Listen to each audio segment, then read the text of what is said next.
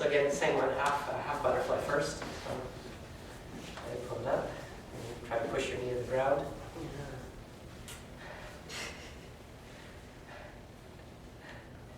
And then circles, clockwise, counterclockwise.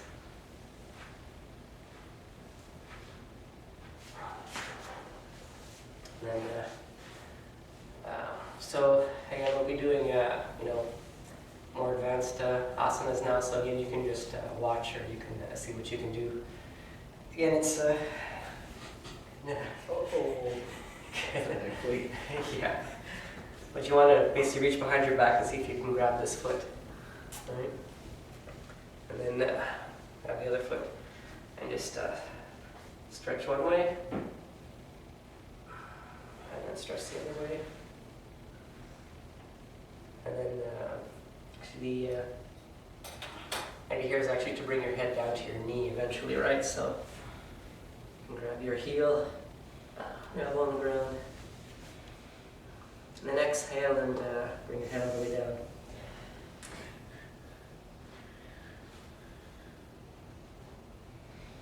And relax. Give it a clap. And the other foot. Same thing.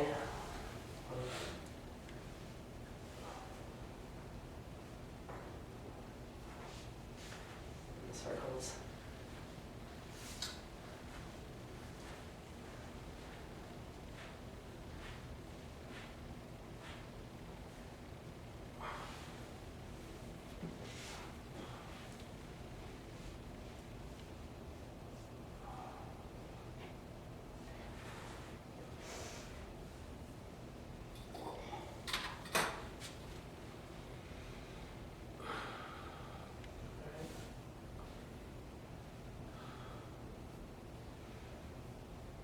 No. Exhale and bring your head to your knee if you can.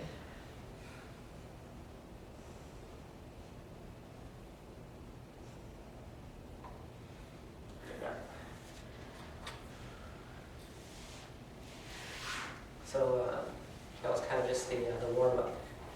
So let's do the so just starting lesson 13 in here.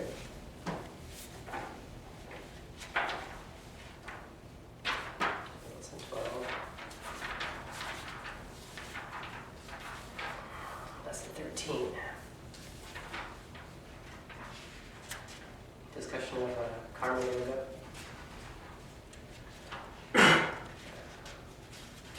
Again, these things all come naturally, in fact, from doing the practice. So here's the first asana. So again, this one is similar to what I was doing. Now you do both legs together, right? So again, just see if you can bring both your feet. Right? And you just just focus on your muscles that are stretching, and you see which ones are tight, which ones need to be loosened, and just try to mentally loosen them all, right? And you can try to pull your heels off the ground even a little bit.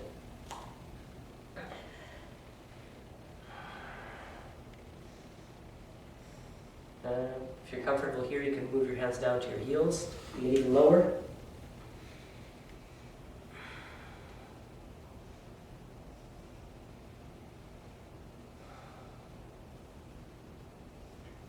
Let's take deep breaths and relax into the stretch. And then the final posture is to actually bring your head all the way down to your knees, and your elbows to the ground.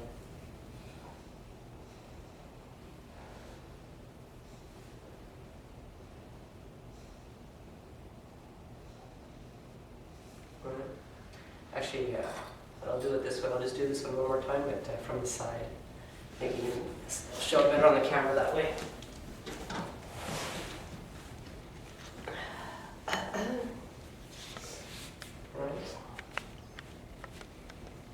Okay. That good? Yeah. Okay. Well, and just one more time.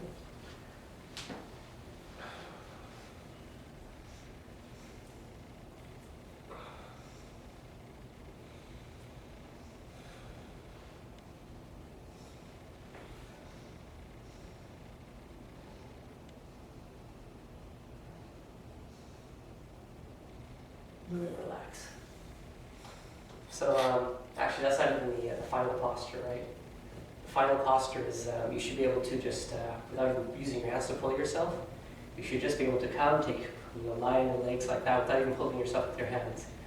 Have your elbows on the ground, and you kind of just, at the very end, you drape your fingers around your toes, right? So that's what's expected eventually. So there's a few more forward bending ones.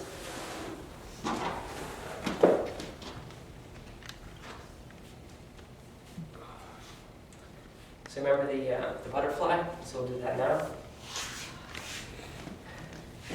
So the other thing I add to the butterfly is I can't remember if I showed you or not, but I do one stretch whereby I keep my feet out a bit, and I bring my forehead to my heels, right? So they're just kind of like this.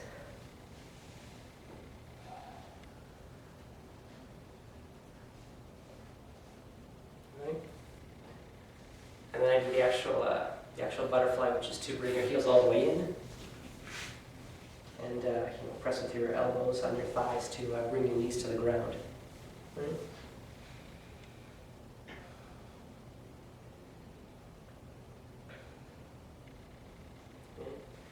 And the other thing you can do is you can put your hands on your ankles to get your elbows out farther to have more leverage in applying pressure. And then push.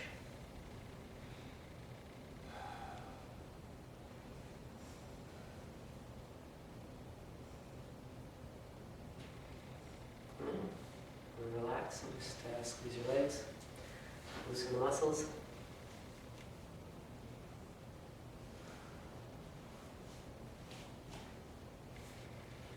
So the next one here.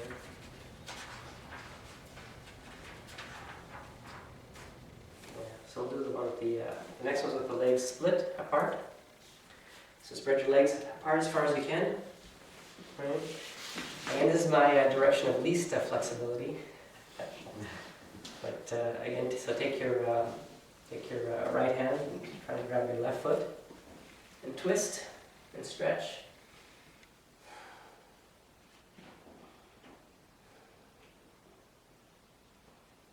Okay, on the other side.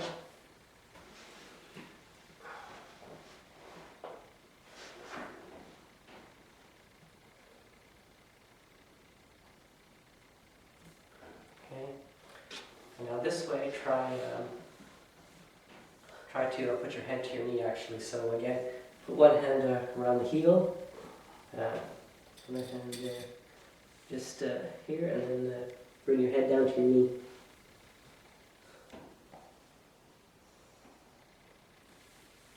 Okay. On the other side, same thing.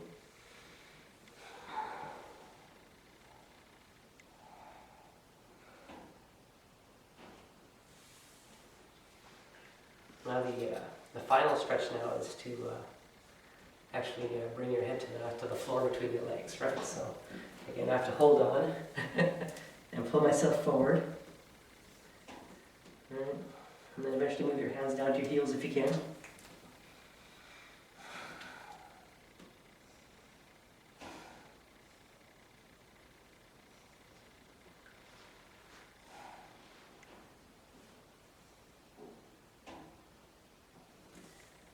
That's as close as I can get.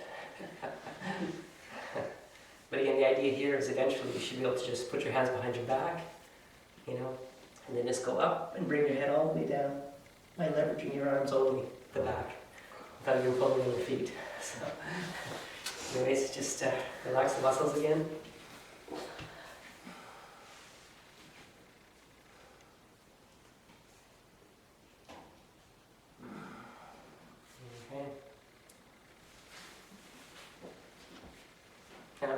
So we should do like a back pose. Remember the camel? So you'd always counter your forward bending poses with at least one backward bending pose. Right? So.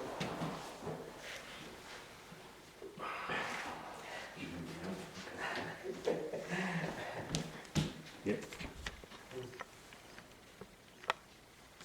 Alright. So anyways, the camel was covered in the beginning course, right? So just put one hand on one heel, and the other hand on the other heel. Stick your chest out, breathe deeply. And let your head hang back.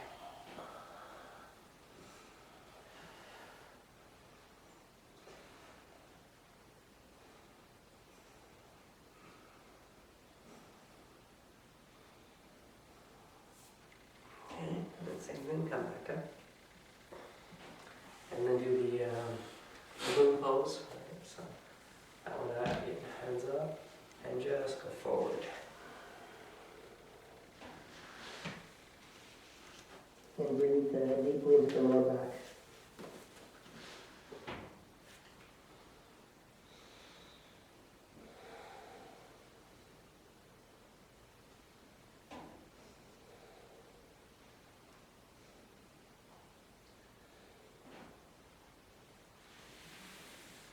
Okay. Let's see what else we have in the lesson 13.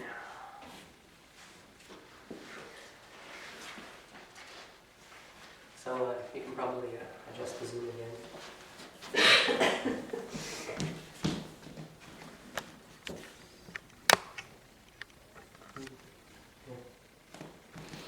Okay. So we have the next pranayama practice. Basically now we go to the final breathing ratio. So we'll use the same breathing ratio now for the entire advanced course, like all year long basically.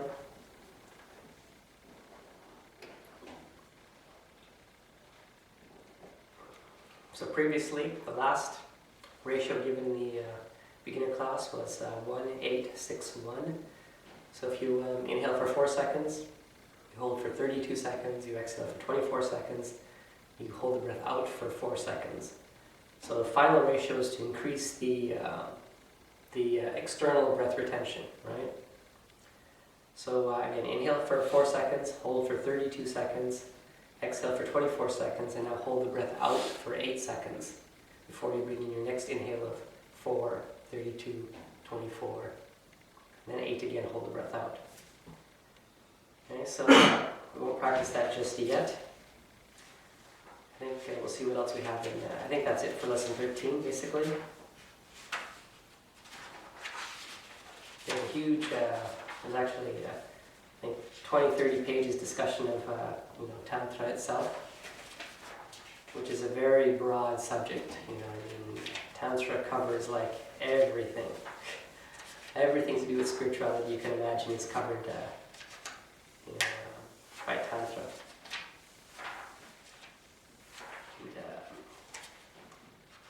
And, various, so again, and there's a lot of practices that you can do with a lot of different, so they give us the yantra symbols. Again, they can be used for meditation. Give a bunch of mantras that can be practiced as well.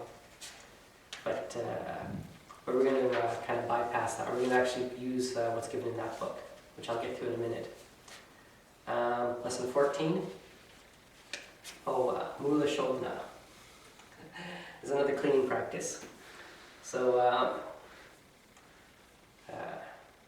it's a good one, but again, as with all the cleaning practices, I mean, you kind of have to wrap your head around it a bit. So we did Jalanati, basically pouring water through your nose, right? Again, even that very first practice people will find strange, but they just get more strange now. Then we did Kunjal Kriya, which was drinking water and then bringing it back out, vomiting it back out. And then Shankaracharana, where you actually pass the water all the way through your digestive tract. Mula Shodhana is cleaning the anus and the rectum with your finger. And basically it's a pretty simple practice, right? You just lubricate your finger with like some ghee or some oil, and you insert it, right? And you just kind of massage and swoosh it around, right? And of course, you have to make sure you wash your hands out well afterwards, right? And again, your fingernails should be short, so nothing can get under the fingernails, right, and all that. But it's actually use a glove, right? Yeah, you could use a glove if you want. Yeah, you could use a glove if you want. Yeah, there's these latex gloves and stuff now, and just make sure it's lubricated and all that. Yeah. But again, it's actually, it actually gives you a nice good massage. It actually, if you have any trouble with, constipation or hemorrhoids or things like that, right? That does wonders for, making that part of your body quite healthy, in fact. I personally, usually do it when I do the Ayurvedic massage, Abhyanga. Anybody familiar with that? So in Ayurveda, they recommend, again, depending on your body type, whether you're Vata, Pitta, or Kapha. Again, as a whole, I mean, it's just a whole giant subject, which is it's kind of outside the scope of this class, but just briefly, I'm a Vata body type, so what's good for a Vata body type is we tend to have dry skin, right? I tend to have dry skin, and sesame oil is recommended. So I just buy some virgin sesame oil from the supermarket. You cure it at home on the stove. You just have to heat it up a bit, and then you take it off. And then you, again, depending how often you can do it. Some people do it daily, but you can do it like once a week or once a month. And again, right now, I used to do it actually. I used to have a lot of trouble with my skin, and that's since all been cured. Again, partially with the help of this practice. So I used to do it like weekly. Now I do it like once a month, only during the winter months. Actually, I'm pretty fine in the summer months. Basically, all you do is in the morning before you shower, right? You just massage yourself with oil. You pour the sesame oil in your hands, rub it in, and massage your whole body. And so then I do this practice as well. Since I got the sesame oil all over myself anyways, I just put extra little sesame oil on one of my fingers. You're supposed to use either your index finger or your middle finger. And just do Mula Mula Shodha at the same time. Wash my hands and then shower, and I'm good to go. I'm not shaking hands with you. Yeah. But, yeah. It's, again, bowel movements, I mean, when that area is like lubricated, a bowel movement is very easy and anyways, I think it's worthwhile to try. How many hours of sleep you have every day? How much sleep? Yeah, how much sleep? How many hours? It varies, but not that much sleep actually.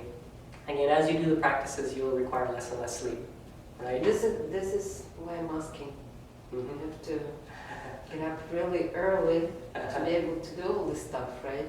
Yes. So, how many hours of sleep? So when I started, right, I used to go to bed at 9 o'clock in the evening when I started doing the practices, right? Because I needed a full 8 hours, right?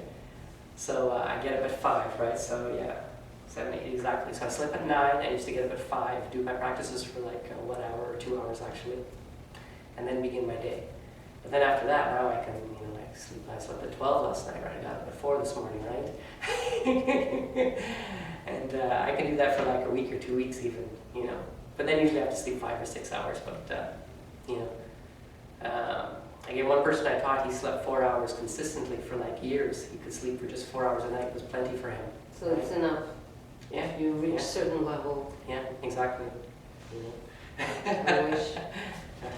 But when I started out though, we still need 8 hours and then practice, right? And then as I practice for the 1-2 hours every morning, my sleep gradually reduced, right? The amount of time, I started getting up at 3 o'clock or 4 o'clock, I said, well, I might as well sleep later if I'm going to get up at 3 o'clock, right? So lesson 14, asanas. So the next one here is yoga mudra. I think I might have showed you this one as well. Yeah.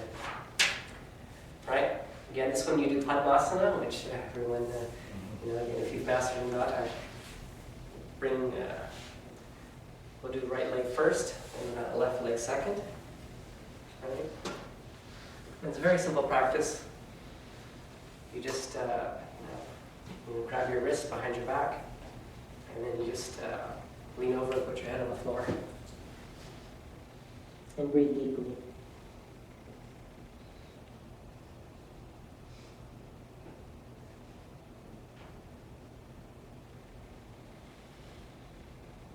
Okay, and then we'll do it once more with the legs in the other direction. So put your left leg up first.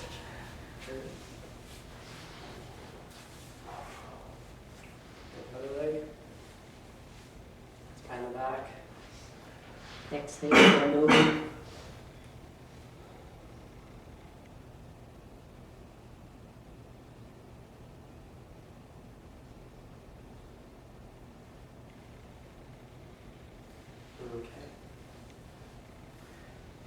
So Yoga Mudra.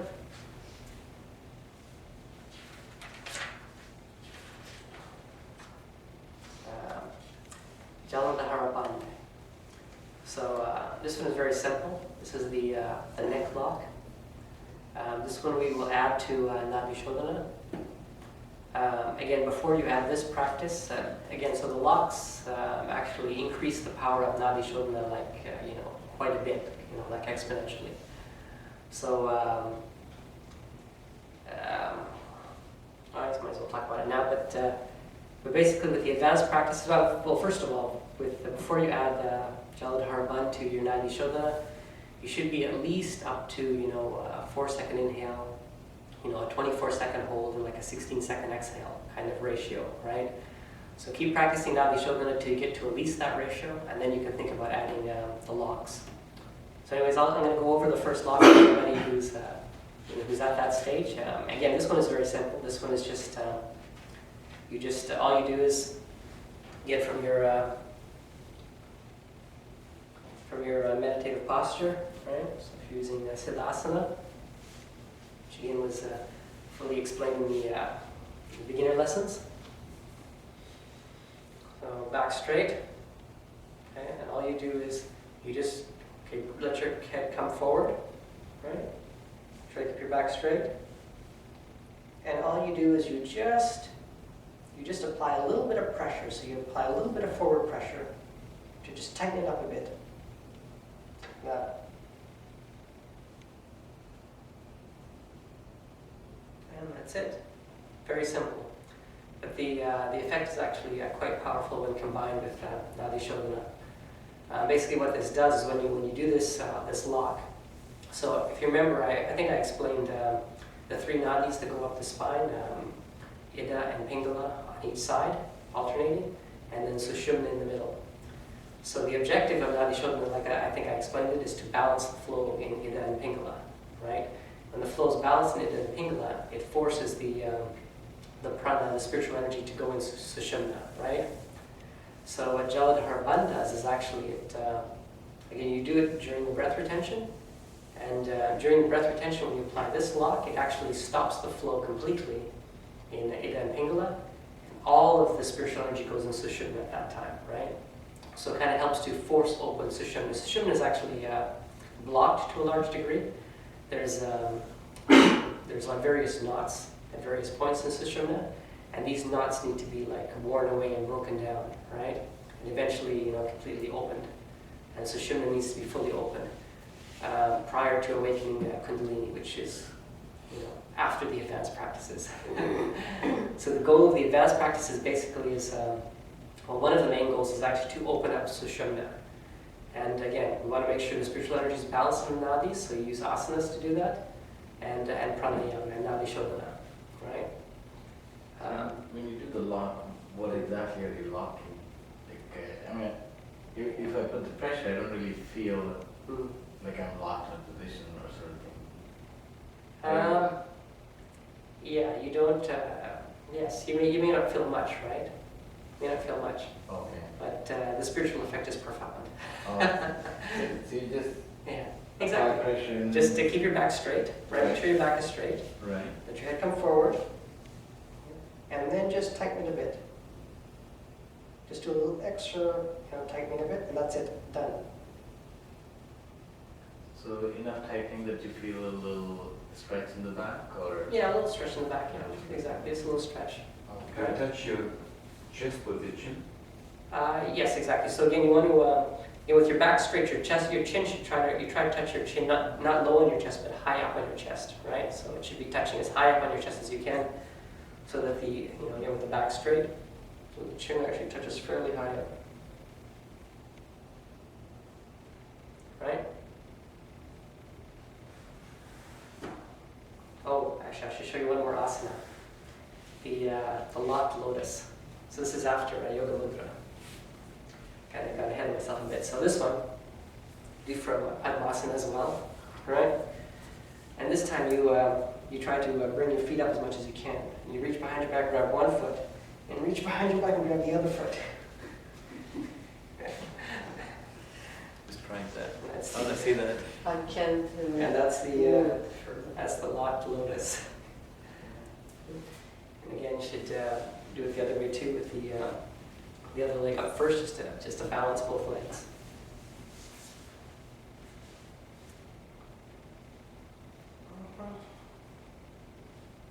And grab both feet.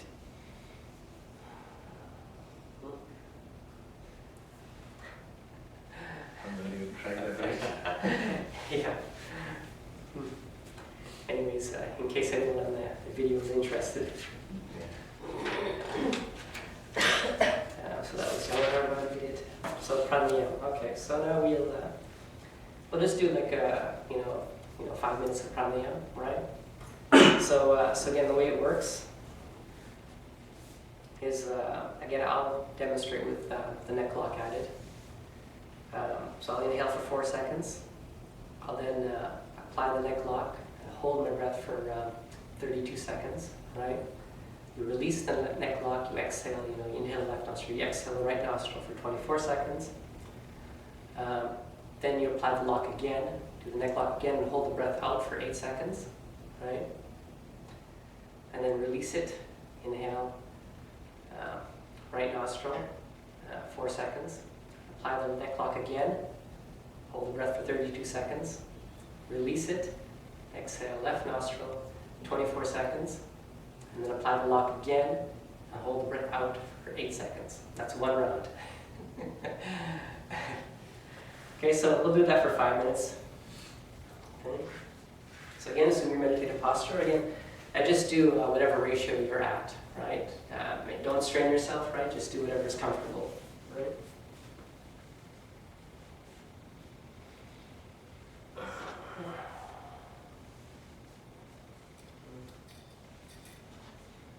So everybody remembers the finger posture.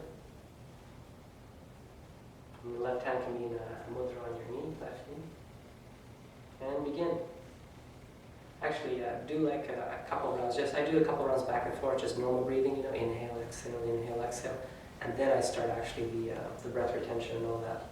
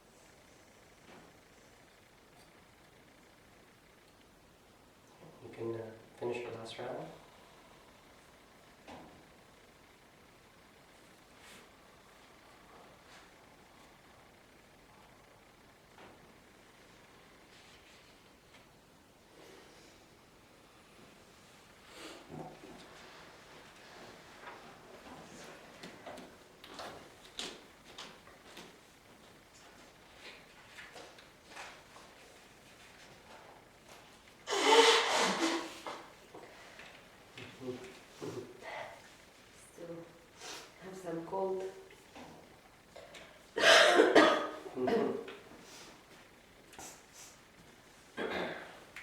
4 seconds seems to be a very fast inhale.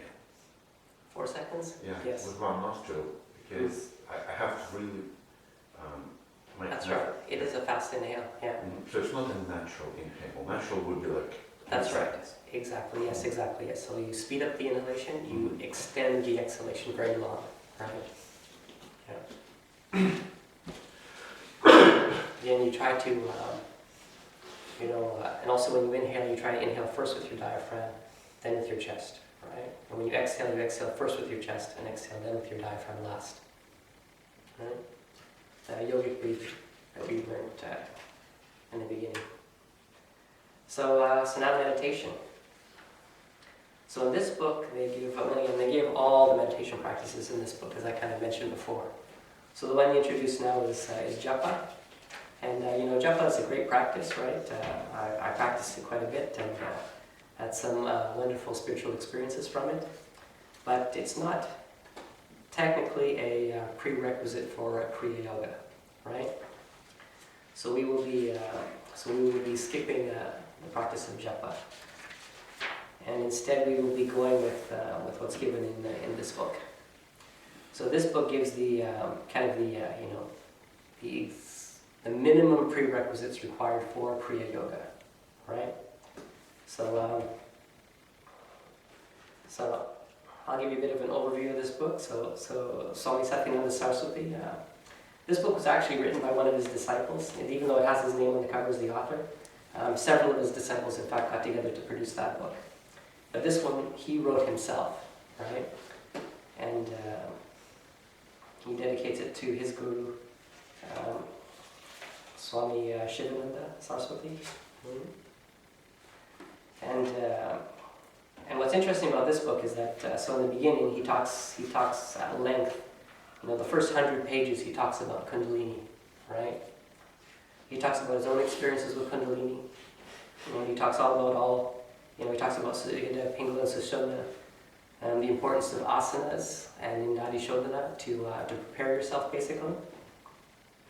So he says, this book doesn't talk about asanas and pranayama. It expects you to either have this book or some other book to learn asanas and pranayama. And he says the main one is Nadi Shodhana.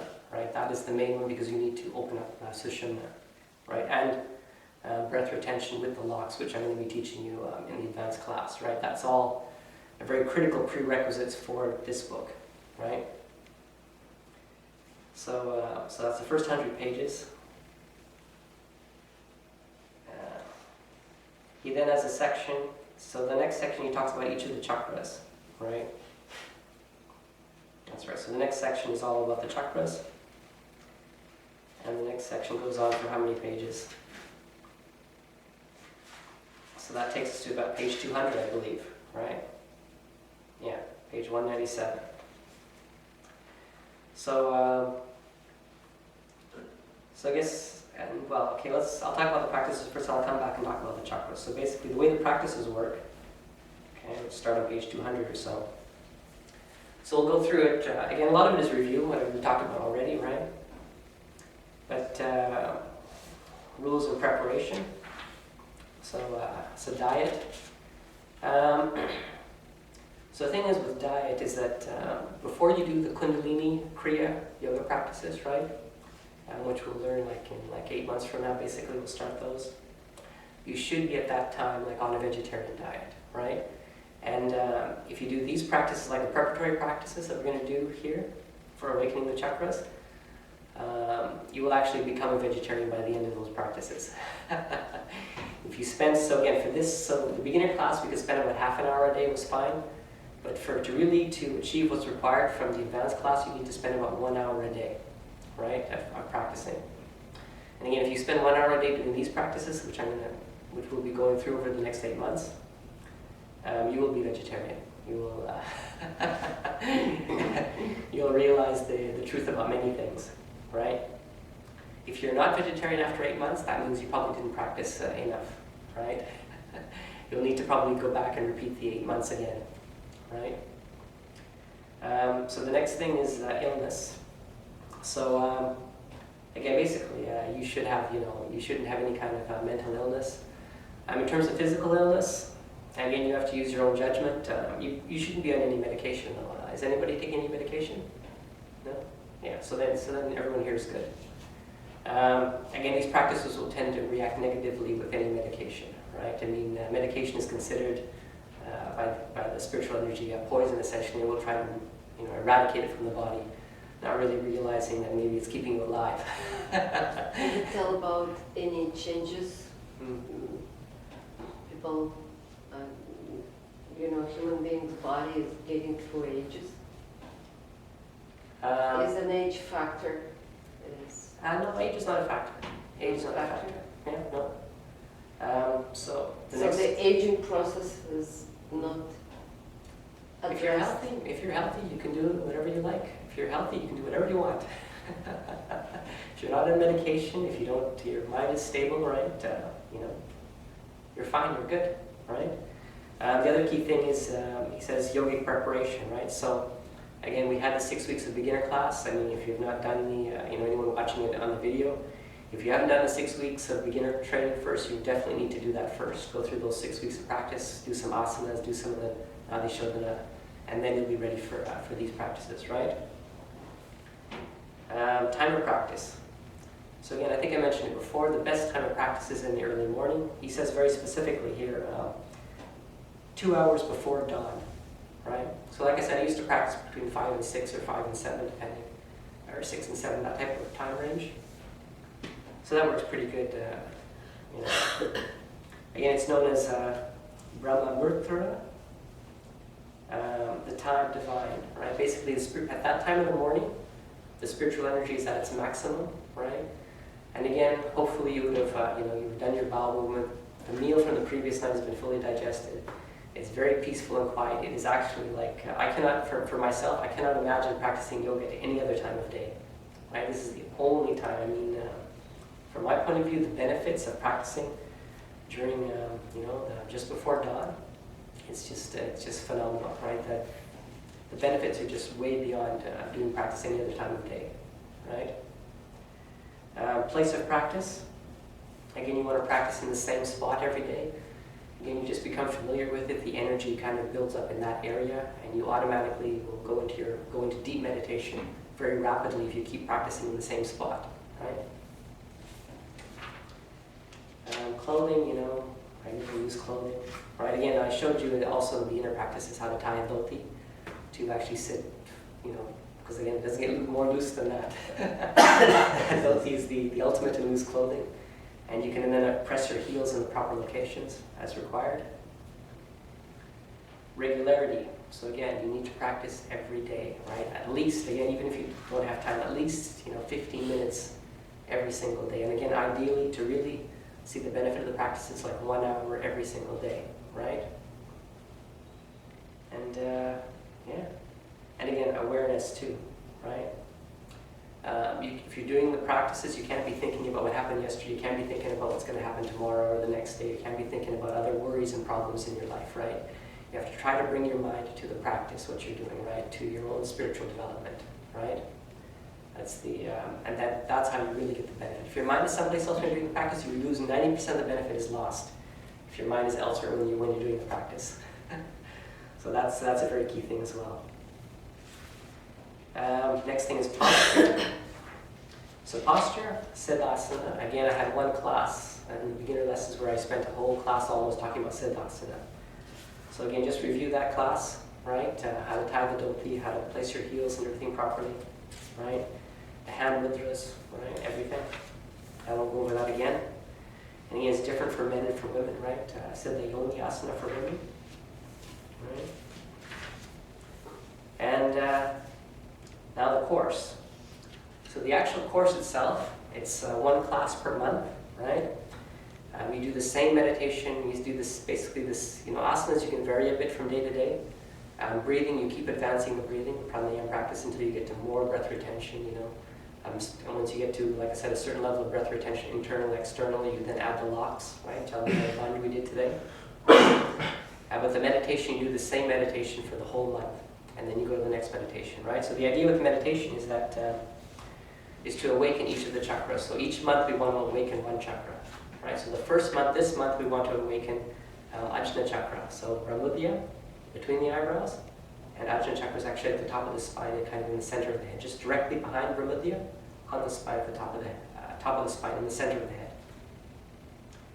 So, and then after that we'll do the other chakras. So then we go to Muladhara, Swadhisthana, Manipura at the navel, Anahata, Vishuddhi, right? And then that'll be 6 months. The 7th month we do Bindu, which is at the top of the back of the head. And then the 8th month we do a practice that involves all of the chakras simultaneously, right? So 8 months. The advanced class is actually 8 months long. Okay, 1 class per month. So the other interesting point is why do we start with Brahmudya, with Ajna chakra, right?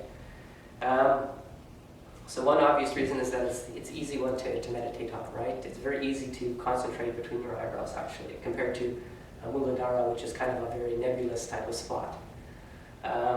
The other key thing to, I'll actually just read what is written here, right? So the first month is concerned with awakening Ajna chakra, and not the lowest one, Muladhara, which is treated in the 2nd month. It may seem more logical and consistent to start with Muladhara practices, right? But it is a rule of Kundalini Yoga that there should be awakening of Ajna chakra first, right? Unless this is achieved, then the awakening of the lower chakras may rock the stability of the practitioner. One may experience physical, mental, and emotional shocks which one cannot bear, right? The awakening of Ajna chakra brings a great degree of detachment, which allows one to withstand the lower chakra awakenings without excessive shock, right? One is able to observe chakra experiences with an attitude of a witness, right? This is most essential in Kundalini Yoga, okay? And the other key thing, so the reason that the other chakras might cause emotional shocks, right, is that all of these samskaras and vasanas are actually stored in the other chakras. Actually, he explains that in the beginning, in the Kundalini section of the book. He says, Ajna, what's special about Ajna is that none of the samskaras or vasanas are stored in Ajna.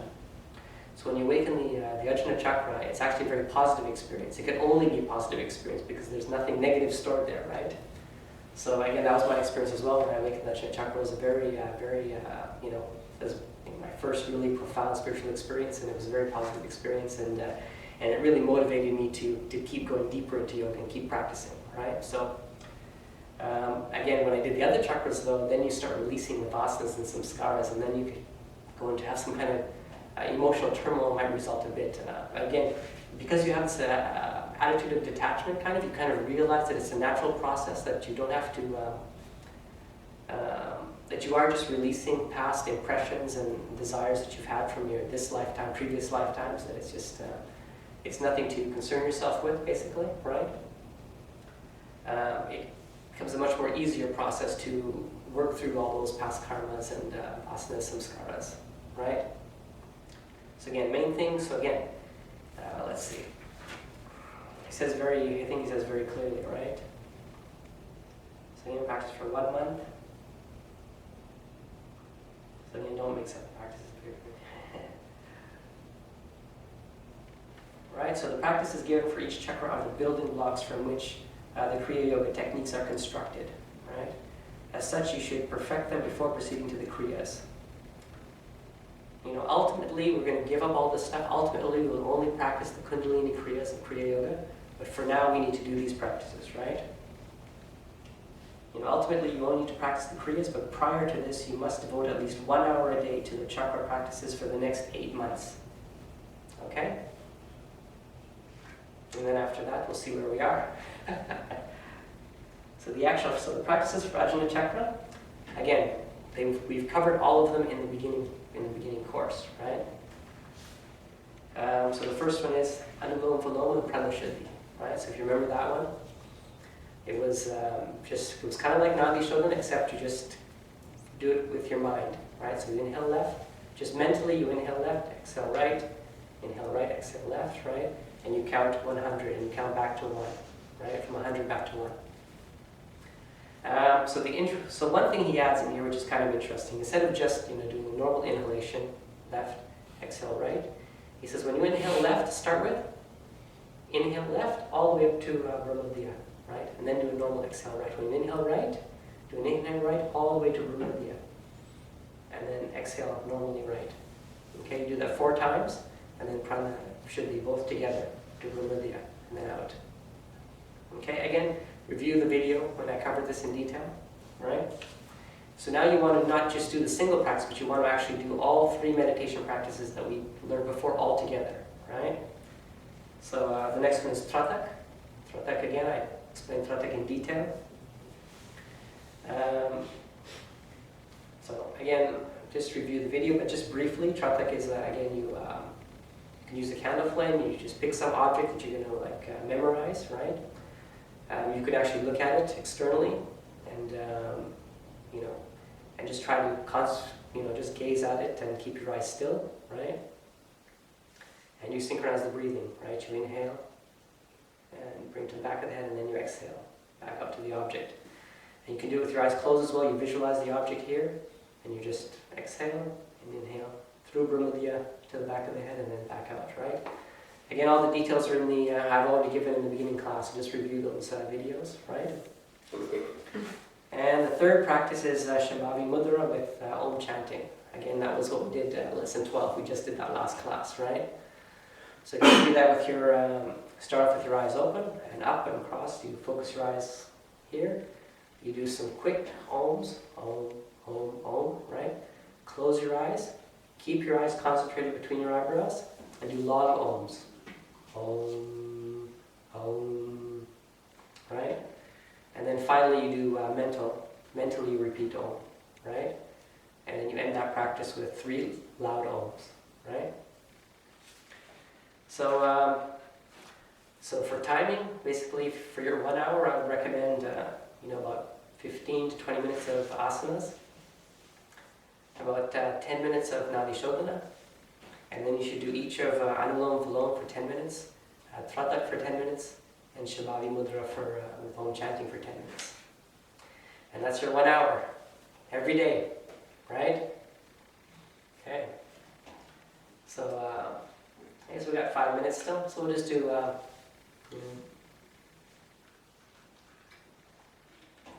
let's do just, quickly, just 2 minutes of each practice. So we'll do maybe do a count of 10 back to 1 of Anulom Vilom. Do another 2 minutes of Pratak, just internal visualization. You should have an object of awareness that you've already picked, right? And then we'll do another 2 minutes of, just Om chanting with the Shambhavi Mudra. Okay? So give that a try. So assume your meditative posture.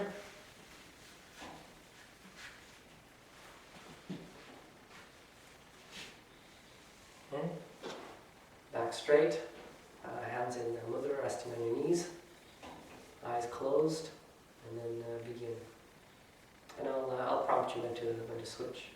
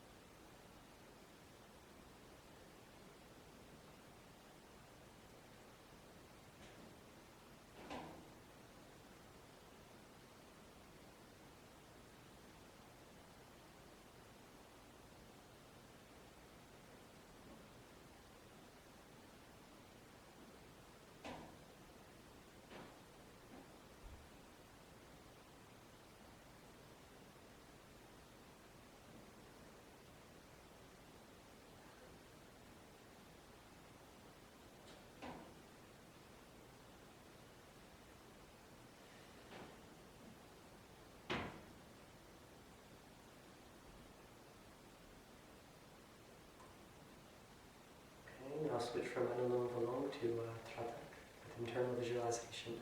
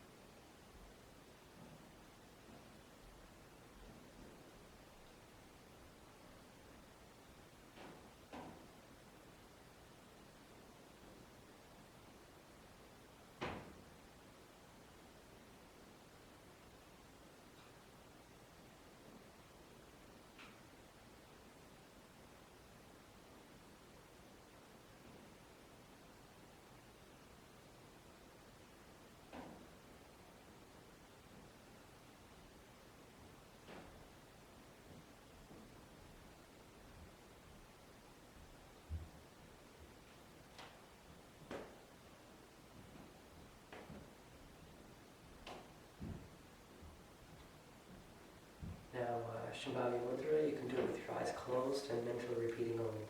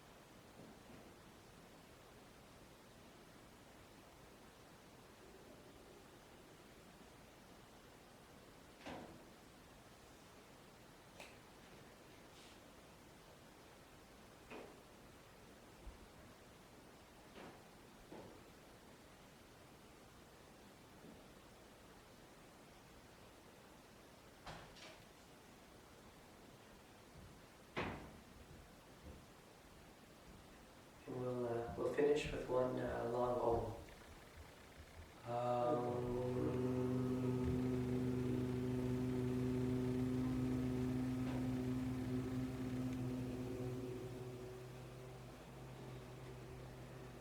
You can open your eyes. Okay, so that's it for the first lesson of the advanced practices. Any questions? Okay, I guess we're good.